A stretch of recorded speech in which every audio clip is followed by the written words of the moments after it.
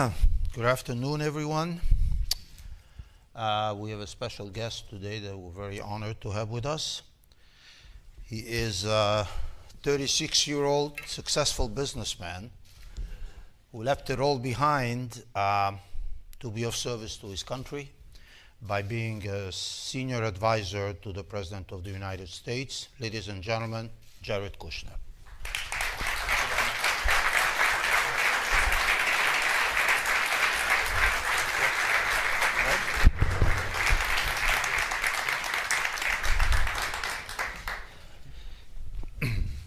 How you doing? Great. Thank you for having me. And thank you for being here. Thank you. It's an honor to be good. here. I know a lot of people in the audience here, and it's really an honor to be able to talk about this topic with so many people who I respect so much, who have given so much to this issue. So. Great.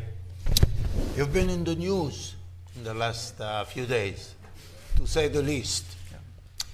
But you've been in the news about an issue that I personally want to thank you for.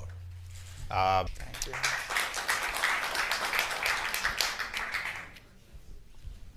Okay. The President has referred to the Middle East peace as the ultimate deal. Everyone here knows that. Experts give you high marks for trying, but none of them believe it's possible. Why do you think it's possible? Or do you think it's possible? Let's start right with it then. So. Okay, yes. The President has a very long career of accomplishing things that a lot of people say were impossible. I think the most recent example of that is the election, where a lot of people who were the experts on the election thought that was impossible, and the President took a very unconventional approach towards running and was ultimately successful with that.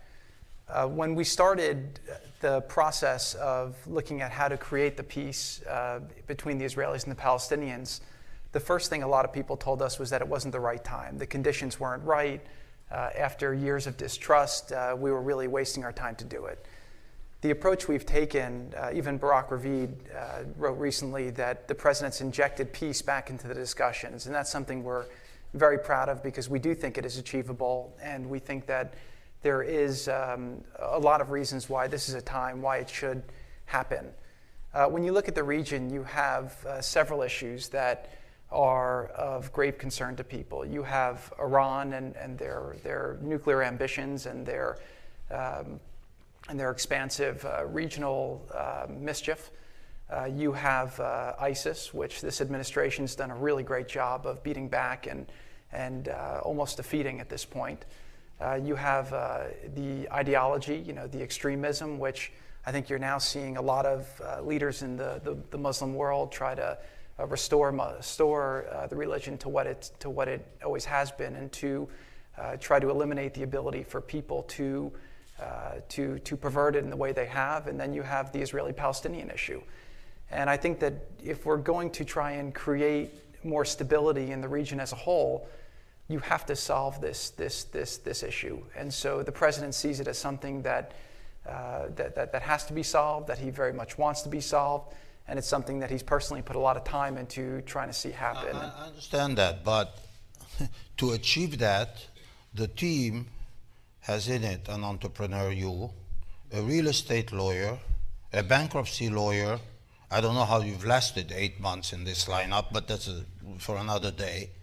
And it's impressive that it's still going.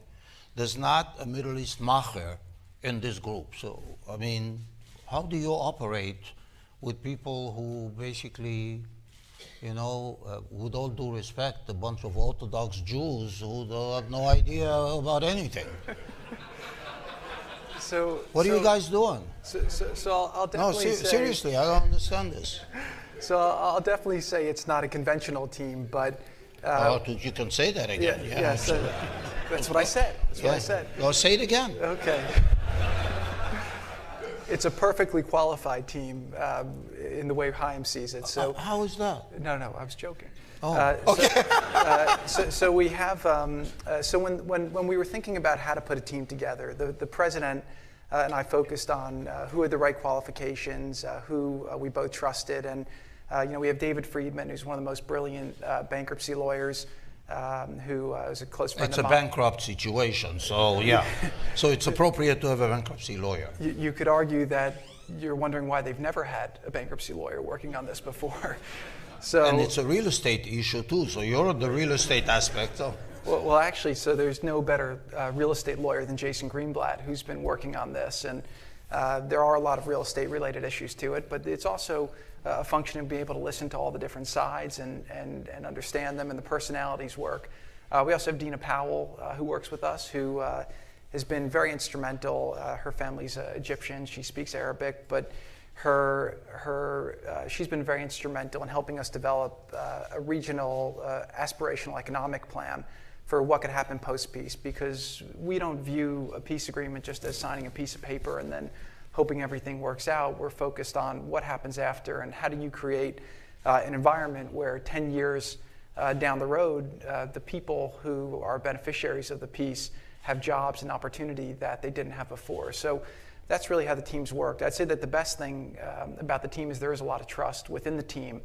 And the fact that we're so close, there's been no leaks on the process to date, has enabled a lot of the sides that we work with to be able to work with us maybe in a more open format than they would have. So what we found originally was there was a lot of hesitancy from the people on both sides to share ideas, to really explore the ideas with us in a way that could be constructive to come to conclusions. But what we found is, as they saw that nothing would leak out and we could have honest and open dialogues, and that we were really listening to what they had to say and what their issues were and how they thought things could be resolved, we saw that the conversations really opened up a lot. Well, I'm happy you mentioned trust, because there's no trust between the sides at all. You've managed to build trust on the Israeli side. I know you're working hard on building trust on the Palestinian side. But frankly, it's all going to end up with the mediator, you. Both sides need to trust you, because if they don't, then you won't be able to, by any stretch of the imagination, get there. What is your approach in getting them to trust you? They don't trust each other, that's a fact, right? As you mentioned. Let me take two of the different things you mentioned there that I slightly disagree with. The first thing is I think there actually is a lot. You disagree with me? Yes. That's a bad idea. Should I? If you want to stop this, we can. But only slight disagreements. So the first thing that you mentioned was that there's no trust between the Israelis and the Palestinians. I think that there's a lot of instances of great trust between Israelis and Palestinians. I think that there's not a lot of trust between the leadership.